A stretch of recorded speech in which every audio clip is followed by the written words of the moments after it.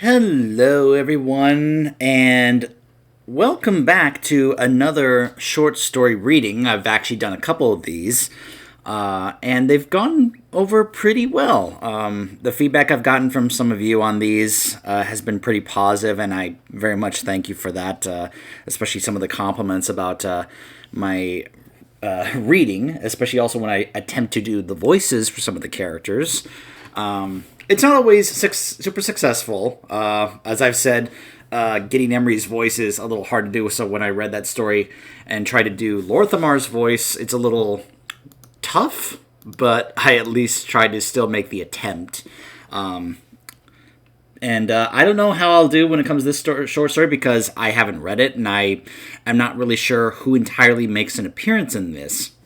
But there have been a couple of short stories that have been released leading up to the War Within, which I have a feeling are going to be relevant in regards to what we're going to be dealing with and going forward into the expansion. Now, that's not always the case. The one about Rathian didn't really play that much of a role.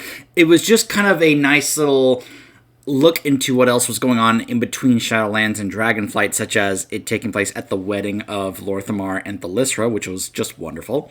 And then, of course, we got to have our little moment before we headed to the Dragon Isles where they talked about that. So I don't know how much relevancy these short stories are actually going to have when it comes to, like, in the actual game. This had been released for some time. I'm sorry that I'm doing this late. Another one was just released this week called The Calling, which is going to focus on Anduin, but I'll get to that in another video. In this one, we're going to be looking at a short story that looks to focus on Illyria and, I guess, her son Eretor, called A Whisper of Warning. Or, I guess The Voices Within is the series, and this particular one is called A Whisper of Warning because, as we saw in the cinematic leading up to War Within, Illyria is having to deal with some whispers from the void, and considering that Xalatath, well, yeah. Anyways, this is by Delilah S. Dawson. And, of course, we have the credits. I got the PDF of this, in case you're wondering, so I'm basically just reading this from the PDF. The afternoon sun... Oh, before we do this, actually, I'm not going to have it where I just read this with no music at all. So I've grabbed the... I'd like to imagine maybe this can be kind of like as if you guys are gathering, or I can be like one of the... Like the dwarf from Hearthstone when he's like, "Ah, good to see you, gather round. And like... It's like I gather you guys around and be like, "Let me tell you a short story." And I gather you around, and we're of course in one of the Taverns of Azeroth, so I've actually grabbed the Taverns of Azeroth soundtrack, and so we can listen to a bit of the music from the Taverns of Azeroth as I read a short story to you. So grab a pint, have a seat, get comfortable, and let me tell you a story. The afternoon sun filtered through the crimson leaves, overheard as Illyria Windrunner walked the path towards Silvermoon City. In times past, happier times, she might have flown or used a portal to appear inside the city walls. But as it was, she approached warily as if nearing a sleeping beast that did not wake gently. Once she had defended these walls, these people. But now? Now, to many, she was the source of danger. Funny how she had faced the most terrifying monsters, demons, the very worst of the Horde, and yet here, the thought of passing through a simple gate filled her with trepidation. Just a little reminder for those of you, if you did the quest to unlock,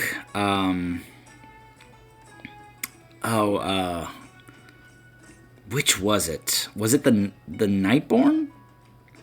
So, there was a quest in the game where you actually got to, as you were trying to basically, I think it was get the Nightborn into the Horde, and I apologize I didn't show this on camera, because I didn't know it was a one-time thing. I really wish I had shown it on camera.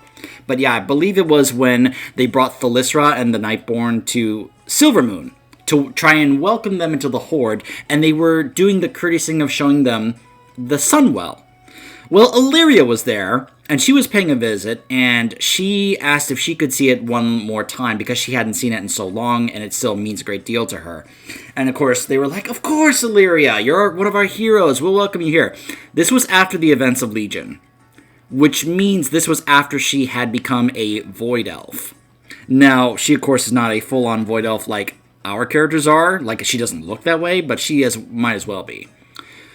And in that quest, once they get to the Sunwell, the void within Illyria just kind of reacts. And all of a sudden, all these void entities kind of like show up through Illyria, basically attempting to grab the Sunwell for themselves. And we help fight them off, and the Blood Elves are so just hurt by this. They feel so betrayed by this, by Illyria, that they basically tell her that she's banished from Silvermoon, that she's no longer welcome there because the void is clearly going to possibly harm the Sunwell. We know this is going to happen in midnight, Metzen told us. But anyways, yeah, so this is afterwards where now Illyria feels like she is blatantly, feels like an exile and an outsider from her own people and city now. Illyria ignored turn around and leave. This place is full of enemies. Everybody hates you. Illyria ignored the whispers. When they were this foolish, it was easy. Her boots carried her forward. Her mission could not be stopped by her own fears, much less by those that came from her connection to the void. Recently, Khadgar had summoned her to Dalaran, where he had asked her to investigate something called the Dark Heart, an object that Iridikron had found within Aberrus and given to a being known as the Harbinger. For all his wisdom, Khadgar knew nothing more. Regardless, Illyria was accustomed to acting on vague reports and would soon uncover the meaning of this new threat and end it. But first, she had to do something that worried her far more. She had to speak with her son, Erator.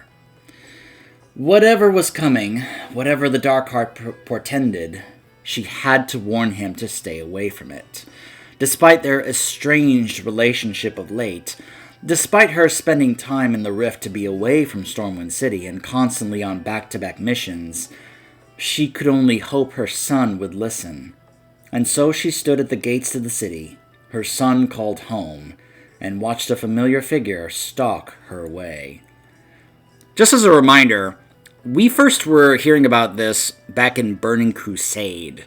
So, both Illyria and Turalyon had been away since Warcraft 2, and we had not gotten any resolution on that throughout, Vanilla and such, or Warcraft 3.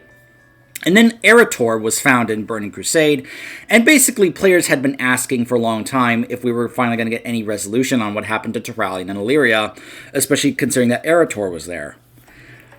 And then, of course, in Legion, we finally got that. Just as a little reminder about that. That this was something that was kind of built up. And, of course, we were waiting to see what was it going to be like when it came to the reunion between Erator and his parents. You know? Illyria Windrunner, have you forgotten that you were banished... Oh, this is Lorthamar. Illyria Windrunner, have you forgotten that you were banished from Silvermoon? Like I said, it's a little different to pull off Giddy Nemri's amazing voice. Lorthamar, she responded with less respect than he surely preferred. Her sights landed on his gleaming armor. Have you been demoted to guard duty? Such a petty task seems below the station of Regent Lord of Quel'Thalas. He raised a long white eyebrow. When there is a significant threat that requires my attention, I attend. I am no threat, old friend. At least I would assume that if you found me threatening, you would not have invited me to your wedding. Not that your wedding was uneventful, or without its threats. I never did get to taste that exquisite lavender cake. I can direct you to the baker if you'd like to commission one similar. Lorthamar opened a gate and stood there looking somber. Why are you here, Illyria? The city shone behind him, glimmering white walls with red tiled roofs and gilded frames, the sun glinting off windows.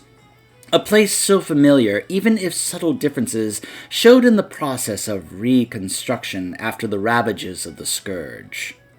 A place she had known all her life. A place she was no longer welcome. I came to see my son. I am leaving shortly on a mission, and I wish to say goodbye.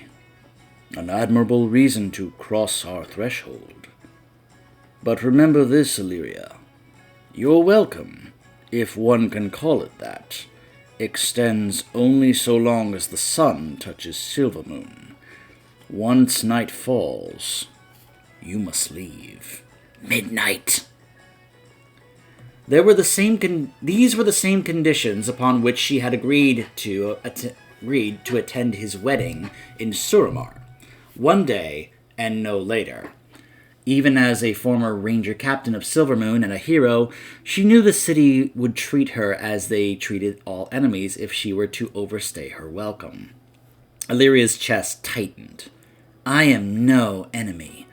You must understand, what happened at the Sunwell was an accident.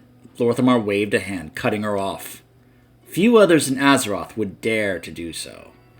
Accident or not, the damage was done. The people do not trust you. I am still not sure that I can trust you. But go and visit your son while you can. The light is already fading. Now return to the Sunwell and finish our communion. You owe Lorthamar nothing. Claim what is yours. Destroy him and take this place. He gestured to his guards to follow her, then strode away as Illyria's hands went to fists, creaking in their gloves. They were both right. She and Lorthamar, and she loathed that. She was culpable for damaging the heart of her people's culture, but she truly... Whoops, hold on. I actually lost my place for a moment. But she truly had not known that just being near the Sunwell might allow her void nature to corrupt its magic. This is one of the reasons why I've resorted to using audiobooks instead of reading, because I was never a great reader, and I feel like I can do better at listening to an audiobook than I can actually reading. So forgive me if my reading out loud is not great. Being in the presence of that ancient... Oh gosh, I just want to make sure I read everything. Alright. It's magic, alright. Being in the presence of that ancient magical font had soothed her soul at first, like standing in full sun after an eternity of dark and stormy nights. She had felt the power flow into her, filling her with light, and then it were as if she herself had become a portal, and creatures of the void spilled out like pus from a wound, and then she had risked her life to fight the catastrophe she had unleashed. So yeah, this is recapping what I told you about that quest in the game. But it was not enough to end what she had inadvertently started. As much as she hated to admit it, in many ways, she was a threat to everything she loved, which explained why she had been keeping her own loved ones at a distance, once she had explained to Khadgar during her visit. Still, she had ties here, old and new, and the Regent Lord had at least honored that history. She ignored the whispers from the void and from her own conscience and refocused on her goal, even as Lorthamar's guards fanned out around her, keeping their distance. She would be unable to walk freely, but that changed nothing. They were there to stop her from harming the city, but that had never been her intention. The streets of Silvermoon were being recobbled, but they still felt the same under her silver-chased boots. Were still imbued with the same beauty and magic. The trees lining the path had pale bark and branches with eternally orange leaves, and the large white columns were right where she remembered them to be, rising tall on either side of her. Illyria knew her way here, and as she walked, memories floated up, layers upon layers like watercolor paint built up in many washes. As she walked, the residents of Silvermoon came into sharper focus, and their unease was palpable. Spotting her, people retreated through open doors and disappeared down alleys. Faces with perked ears appeared in windows before drapes were quickly drawn. Indeed, Lorthamar was right. The people did not trust her. They actively seemed to fear her. Word must have spread about the Sunwell. Spread, and perhaps grown in the spreading like some foul, destructive fungus. Or perhaps it was the heavy white and silver armor on her left arm, and the enormous bow that never left her side. She was a warrior through and through, and commoners often reacted to her like rabbits stilling in the shadows of a hawk. How easily they turn on you, like your true love has turned on you. You repulse Turalyon. Your son fears you too. Unleash what repels them. Destroy them. Destroy all the unworthy insects here. Seize your power. Illyria's steps hastened. Perhaps it looked the same, but this place no longer felt like any sort of home. In truth, she was not sure what home even meant to her anymore. She strolled past scaffolding where carpenters and masons worked to rebuild various structures and toward a row of houses, a place she had only ever heard about from Eretor. Even though he was a man grown, she still saw him in the wailing bundle that she had handed off to her sister Verisa when she had journeyed beyond the dark portal, before fate had turned her life upside down. Since her return from the twisting nether, she had kept her distance, but fearful her connection to the void might harm her son, and so her relationship with him had withered. But with every heartbeat pounding in her chest, she would see their bond mended, as much as it could be, and impart her warning that he needed to stay safe, here in the broken but cherished city that she had walked as a child.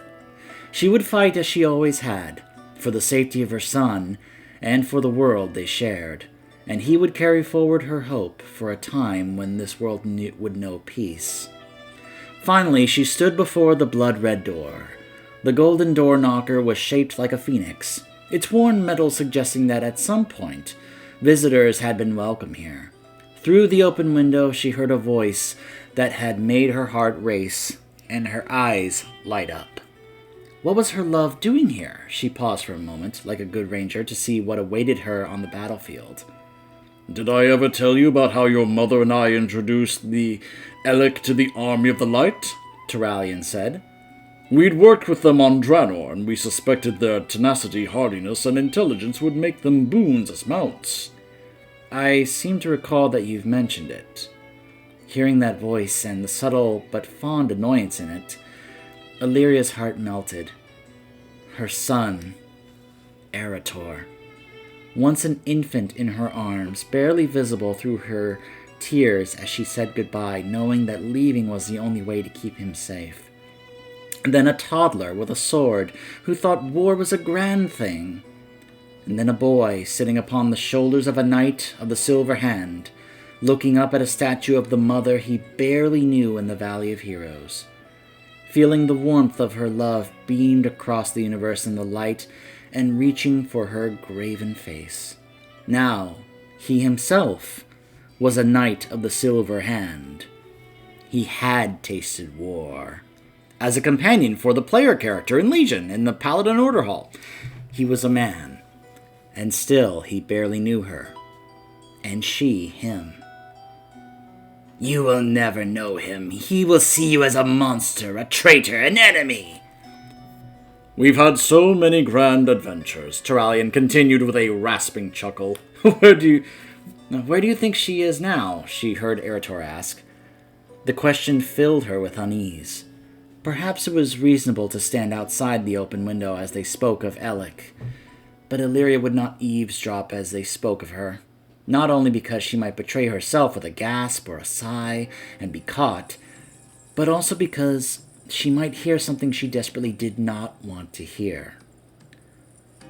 You know I love her dearly, but your mother can't be contained. She froze again, and a smile tugged at the corner of her mouth. I know you miss her. Of course I do.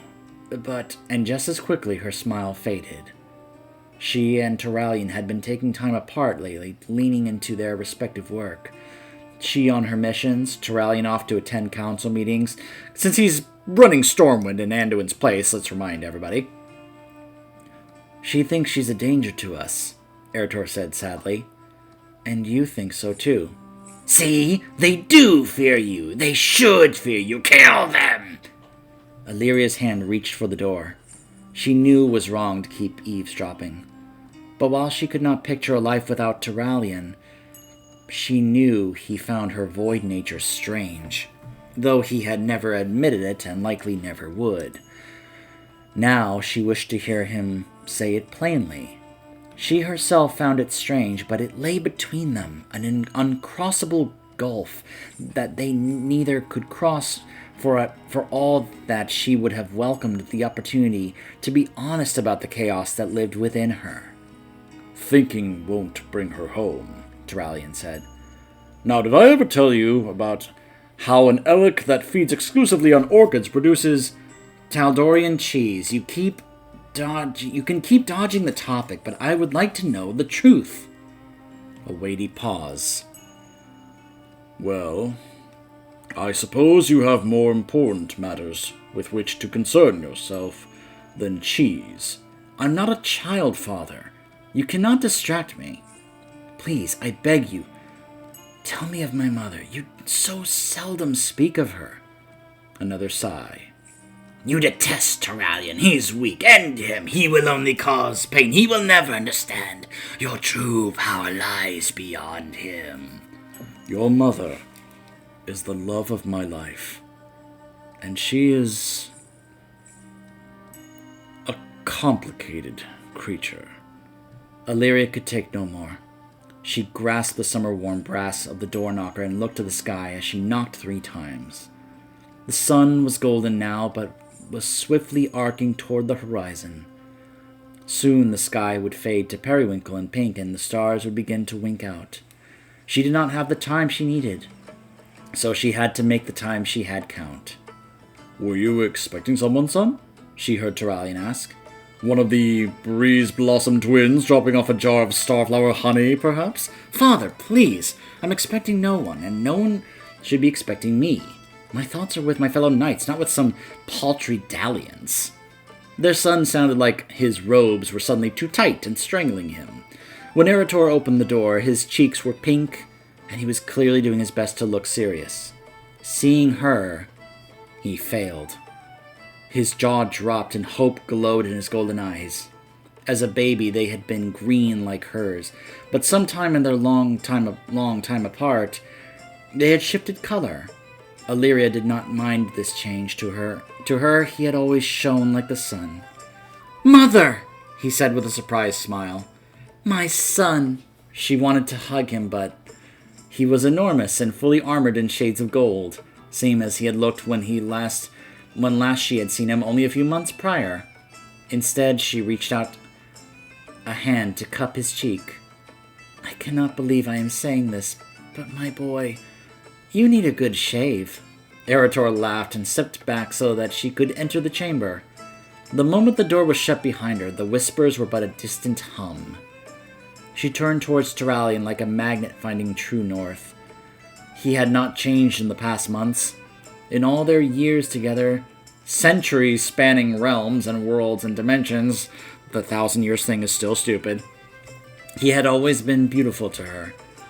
His new scars had only served to highlight his strength and tenacity, and she could feel the pull of him, although she fought it.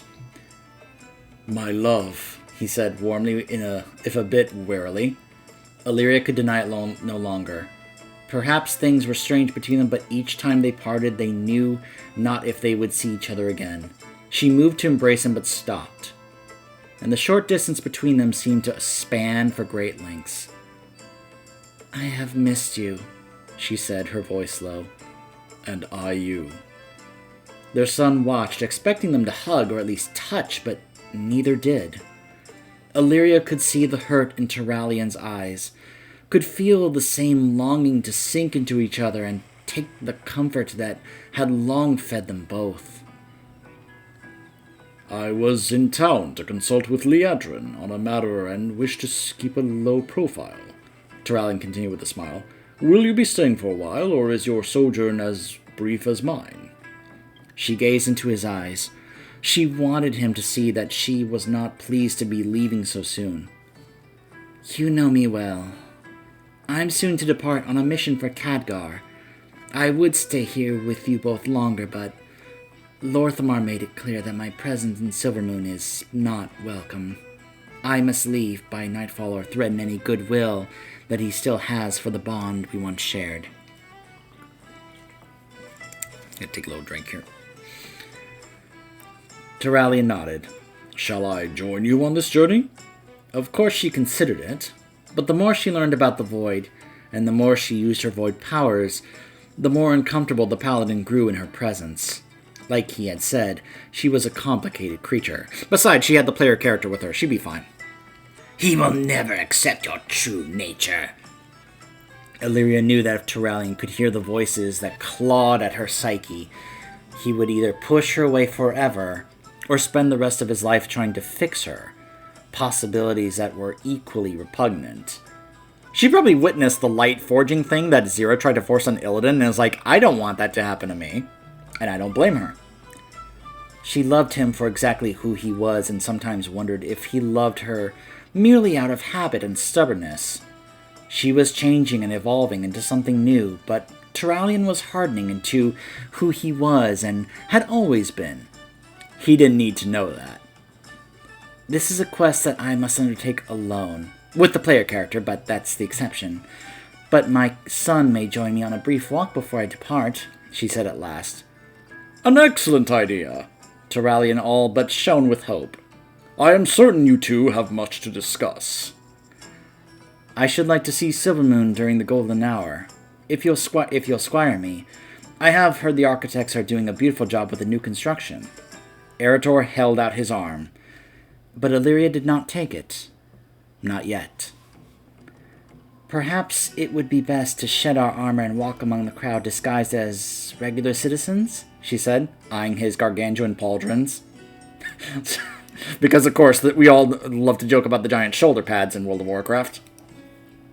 Those I passed on my way here did not look too fondly on my weaponry, nor did Lorthamar's guards.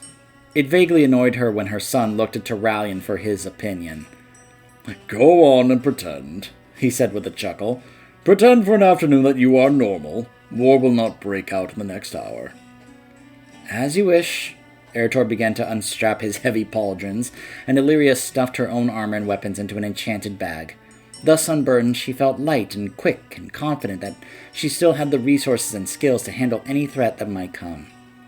How strange, she thought, that a mother going for an afternoon stroll with her son should wish to be armed to the teeth. Stranger still that she herself was considered the biggest threat here. Many thought all Windrunners were born to fight, but that was not true. Illyria's father and brother had rarely hefted sword and bow. Some in Silvermoon still lived such a life, believing that their walls were enough to keep their city safe. They were wrong, of course, but that did not mean Illyria could not dream of a return to such a time, when she might see her son dance in the glen or put his lips to a merry fife. Azeroth and her children deserved to know peace, and Illyria had spent the better part of her 1,000 years vainly chasing it. As Eretor continued to remove his armor, Turallion stepped closer to her, smiling again. How were your troubles? He asked. Fair. And matters at Stormwind? The same. And what of Silvermoon? Is Grieve still making sugar spindles here? And is Branson still a stuffy, gossipy noble? Truth be told, we are kept too busy for such amusements, but I hope you will see them while out on your walk. At that, she smiled at him in turn, but with a hint of sadness. His smile was sad too. He gestured to Eretor. Hurry up, son. Enjoy the sunshine. I know my arguments will not convince your mother to settle down for a while back in Stormwind, but perhaps you can sway her. It would be pleasant to spend what time we can as a family." But Illyria could sense the lie wrapped in this truth. It was a charming idea, to be sure, but the reality would involve three people who did not truly know or understand each other, reaching awkwardly for conversation and waiting for the next war. Turalyon might have hoped the young paladin had the power to bring his mother home, but as it turned out, Illyria was the one who would be doing the convincing.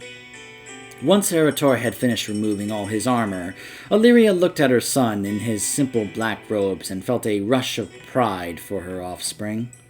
He married her lithe quickness with Turalyon's sturdy strength, but improved by regal posture and a kind smile. This time when he offered his arm, she took it, and he escorted her out of the house. She looked back at Turalyon briefly, and he waved and mouthed, "I love you." "Yes, love," she mouthed back. To her great sorrow, she realized that she had gotten better at leaving him than reuniting with him. For a long moment their eyes locked, and what passed between them was not a sentence or a sonnet, not even a tome, but an entire library of feelings unspoken, so much she wanted to say, but didn't know how. So much that could never be said. His eyes begged for her to come home, but he would not ask that sacrifice of her. His yearning tugged at her soul, but at last she had to look away. Another time that they would speak from the heart. Another time, perhaps, she would say, she hated this just as much as he did. But if they did not part ways and fight their own battles, the world would end, existence would end, and there would be nowhere left to reunite. Thus, duty would always take precedence over love, and his understanding of that was one of the reasons she loved him in the first place. When Illyria returned her focus to Erator, she saw something similar in his face. Love, loss, yearning. He had seen the look pass between his parents, witnessed an intimate, intricate moment, and now he had to look away. "You've chosen a lovely day," he said after clearing his throat. Outside, the golden hour reigned supreme. Warm sunbeams, the color of melted butter, arced down through the gently rustled leaves, themselves a blaze of copper and crimson, striking all the touches of gold with a triumphant glow. Lavender shadows shifted on the cobblestones and crept up the sides of the newly painted white buildings.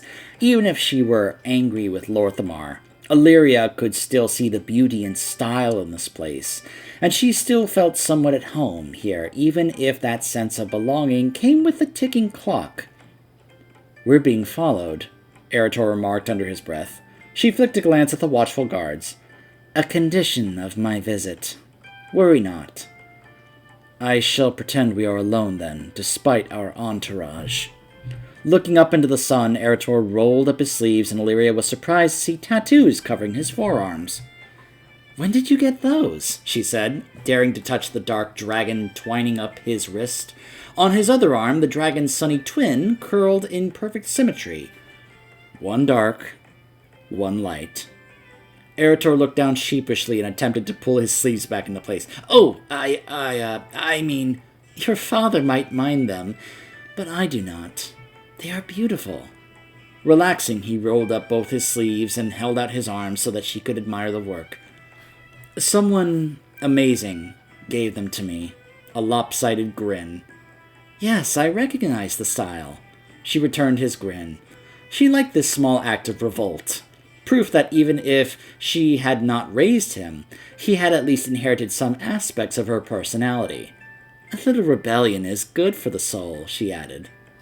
And for a moment, it felt as if they had some common ground. A place where they might begin to build something better. Perhaps to Erator it was just a shared smile and some ink. But Illyria knew that she would hold that moment in her memories forever. The moment, however, did not last. One of the guards behind them coughed, and it suddenly felt as if they were on a stage, play-acting the roles of mother and son. "What have you come to discuss?" Eritor asked, his tone reverting to polite as if she were a stranger instead of his mother. "Well, and why not? She was both." "I would like to know how my son fares." She looked upon him tenderly, her heart clenching at the thought of him striding headlong into a war that they might not win. She gestured ahead. "As we talk, perhaps we could walk the full circle of the city and then wander the bazaar?" He chuckled and led her onward. "Sometimes I forget that you know this place." "I know it well indeed. As it once was. I was briefly Ranger Captain of Quel'Thalas, if you did not know." Because how could she know what he might have learned of her past? "Father has told me some things about your history." Eritor was choosing his words so carefully, so formally. "Most of all, he speaks of your strength as a leader and your proficiency as a fighter. Those are indeed some of the things he values most. Eritor paused. He was still watching his words. It was difficult for Illyria to stroll so slowly. She was more accustomed to striding everywhere, if not running directly towards danger. They were in the Walk of Elders now, a busy and well-kept section of the city, with a few travelers still finding their way and ogling the glorious architecture. Golden trees swayed overhead, and potted plants floated in small groupings that brought a breezy, carefree feeling to the paths. The scent of roasting meat and fresh bread wafted out of the Wayfarer's Rest Inn, and Illyria remembered a delightful mutton stew she had enjoyed there long ago, with Turalyon, when things had been easier. "Do you and your father not get along?" she asked gently. "My own relationship with my mother was strained. She wanted me to be something that I was not, and I was hot-headed when I was younger. At least we managed to reconcile before..." Now Illyria trailed off. If you want to know what Illyria is referring to, feel free to read the Sylvanas book. Growing up with Verisa, surely Eritor knew the stories, knew what had become of most of the Windrunner family. She did not need to dig up old graves, not when they had so little time together. "The war," he finished for her. The words spoken darkly. He shook his head. "No, it's nothing like that. Nothing so serious. Father has so much to teach me, and his experience with the light and on the battlefield is invaluable, but how to put into words? Sometimes I would like to go fishing with Turalyon, the man, instead of sharpening my sword with Turalyon, the High Exarch of the Army of the Light, as he scrutinizes my whetstone." When she did not immediately speak, he hurried to add, "I think the world of him. I do. He's my hero. It's just, you knew him as the hero before you knew him as your father. And that cannot be reversed so easily." He nodded with relief. "Exactly so. We have much in common, but I often feel like that he sees me more as a project and less as a son." Up ahead, a family purchased pastries from a vendor's cart. The mother carried an infant strapped to her chest, while the father held the hand of a toddler who chatted excitedly about his favorite flavor. When Illyria looked at her son, it was hard to imagine he had ever been so small and innocent. She had only ever seen him in those years thanks to the light, and from far, far away. She had never held his sticky hand, did not know what his favorite flavor of tart might be. "It was so hard," she said roughly, one hand around her emerald necklace. "So hard putting you in Verisa's arms. Knowing all the tender moments that I would miss. Knowing that if I did not leave, no one would get the chance to experience these moments because the entire world would be a charred husk. You were so tiny. It was the hardest thing I have ever done. I know that in when you state you're seeking absolution, Erator said, his voice low. Aunt Verisa did well enough in raising me, but she was a poor substitute for what I needed. He looked up at her, curiosity in his eyes. Though I do not deny when I was alone and sad and sought your comfort, I found you in the light. It's what brought me to this calling, dedicating myself to its cause. Erator stopped in front of a crumbling house and turned to her. This place had long ago fallen to the scourge and was just now being rebuilt. A fresh stack of stone waited beside a half-constructed wall, and someone was nurturing 2 freshly planted seedlings on either side of a gaping hole that would one day again hold a red-painted door. A family had lived here once. They had been driven out, or worse.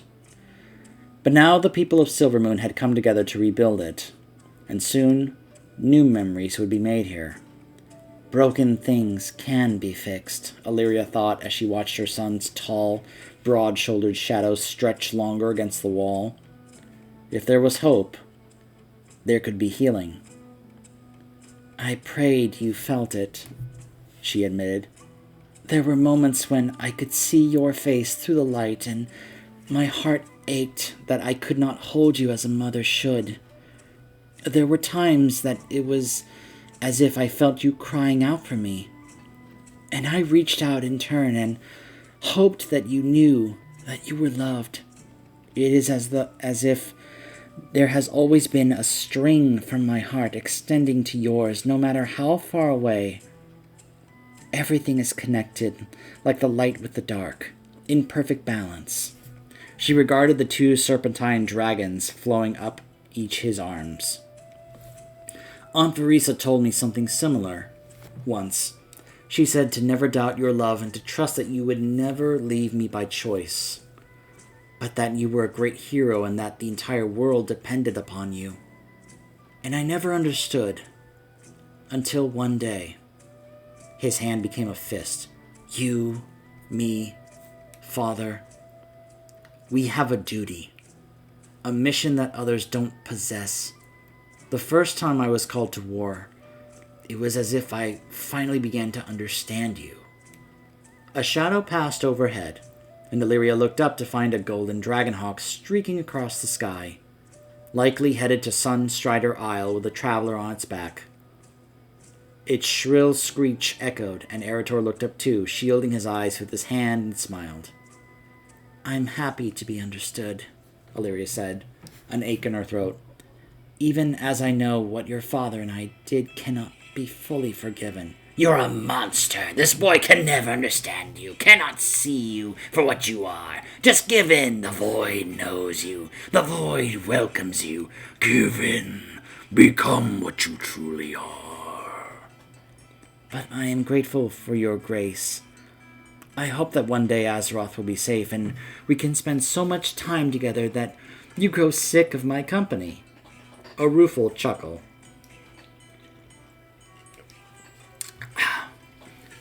Perhaps one day it will be so. Perhaps in another world things would be different.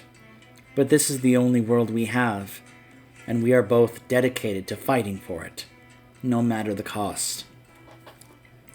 They left the new construction and passed into the Royal Exchange, where gold-inlaid benches were placed at thoughtful intervals, and people were queued up outside the auction house and the bank just before closing time. Excuse me. Tapping their feet and muttering about the wait. Illyria's pulse quickened. The sun was going down, and she did not have much time left. They were silent as they entered Farstrider's square.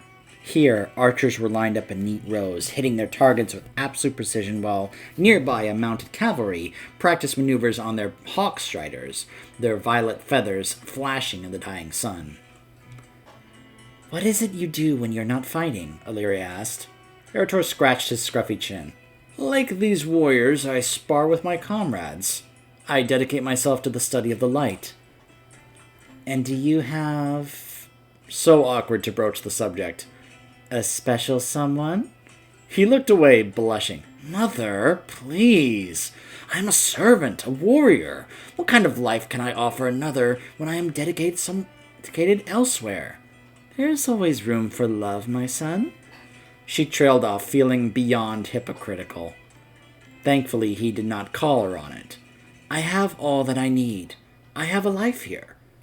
He did, and she knew nothing of it. You know nothing of him. Why would he listen to you, love you? You are nothing to him. Or at least, Eritor said, I have a duty here. He will fight and fail. Turn him to our cause. They were in the court of the sun now, standing before a grand fountain, bedecked with giant fish and graceful sindorai. The clear blue water providing a peaceful and musical counterpoint to the full dignity of Sun Fury's spire, looming above all. Lorthamar was in that grand palace somewhere, possibly looking down from one of its many cupolas or balconies, waiting for Lyria to overstay her welcome and meet the wrath of his soldiers. The moment to delay was over. Listen, my son. Something is coming, she said, her voice low as they rounded a bend where the walls were closer and the shadows were darker. There was no one nearby just then, but ears were everywhere and the guards would not be far behind them. Khadgar told me there are signs, she continued in a hushed voice. Portents. The artifact I'm chasing heralds some new danger. An enemy lurking in the shadows. A battle is coming. And I must beg you, as your mother and as a former ranger captain of this very kingdom, stay out of the fight. Eritor stopped mid-stride, his brows drawing down. You can't be serious. He doubts you. He hates you. I've never been one for humor. All I have ever wanted for you was a life of peace away from the battlefield. That is why I left you with Verisa.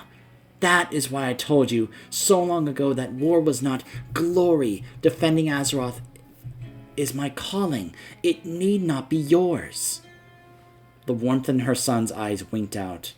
He looked every one of his years then, a man grown and hardened in battle. Listen, mother. You may not know me as well as you would like, but you must know I would never abandon my duty.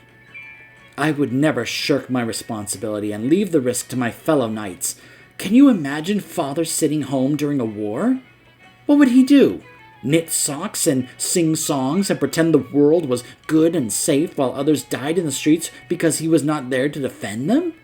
He shook his head and turned away from her, pulling down his sleeves to cover his tattoos again. Do you think me unworthy? Lyria stepped around to face him. It is because I know you are worthy that I urge you not to fight. Live to rebuild this world from what may become of it. Do not fall as I have watched so many fall.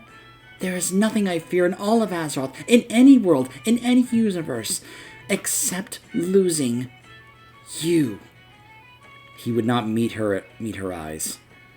He was gazing past her, beyond her, searching himself. Perhaps I am not yours to lose. When you gave me to Verisa, you gave up the ownership one feels over another. Like you, I belong to the cause, even if it hurts you to hear that. He will hurt you again and again. There is no pain in the void. Abandon your flesh. Become more than this. The hurt is worthwhile, Illyria whispered. It is a gift to see you alive and grown, and taking your place in a world being rebuilt from rubble. I cannot agree with your decision. It's not what I hoped for you. Not what I would choose. But I am proud of you, my son. His eyes briefly closed and a small smile touched his lips. It's strange that sometimes I feel closer to you when you're far away. But right now, I felt it again. Just like that day in the Valley of the Heroes. His golden eyes opened once more and he ran a hand through his long, sunburnished hair before continuing onward. They rounded a corner and stood in the courtyard before the bazaar, where vendors were beginning to close shop for the evening as families hurried past on their way home with full baskets and bags. Nearby, between two archways, stood a statue of Kael'thas Sunstrider. With perfect timing, the guards emerged, reminding Illyria that those who threatened the Sunwell could not feel welcome here for long. Eretor ignored them. He pointed at the sky. And look, there is Turalian's hammer, as if he is calling us home to supper. Illyria gazed at the constellation, the faint stars just beginning to twinkle in a sky gone indigo. If she did not leave Silvermoon soon, things were going to get uncomfortable. She would prefer not to face Lorthamar again, especially not in front of her son. They had almost reached an understanding, and she did not wish to be scolded and escorted out like some common criminal in front of him. He is calling you, perhaps, as my mission calls me. Will you walk with me to the gates? Eretor held out his arm again, and after hesitating for a moment, she took it. The irony amused her. She had been absent during the years that he would have needed to hold her hand to learn to walk, and now it was he who led her, her baby, now this man. Are you sure that I cannot convince you to stay home? To marry one of the Breeze Blossom twins and raise a future baker or tavern keeper, someone to carry on the Windrunner name? Eretor sighed. Just when we have found common ground. Our common ground is fighting. The difference is that I don't have a choice, and you do. He withdrew his arm with a glare. I do not! And I'm sorry that you cannot see it. And that is our common ground. Stubbornness. Neither of us has the option to reject our calling, no matter the cost. They walked side by side, and Illyria could feel her son's disquiet. She had felt this same weight from Turalian time and again, after an argument about her communion with the Void. There was a vast chasm between them. If only she could reach them, her men. If only they could accept her for who she truly was. And well, that was all that Eretor wanted from her, was it not? You have the strength to protect your world, so you must fight, as I did. But know that I will never want this for you, she said. A mother will always want to protect her young.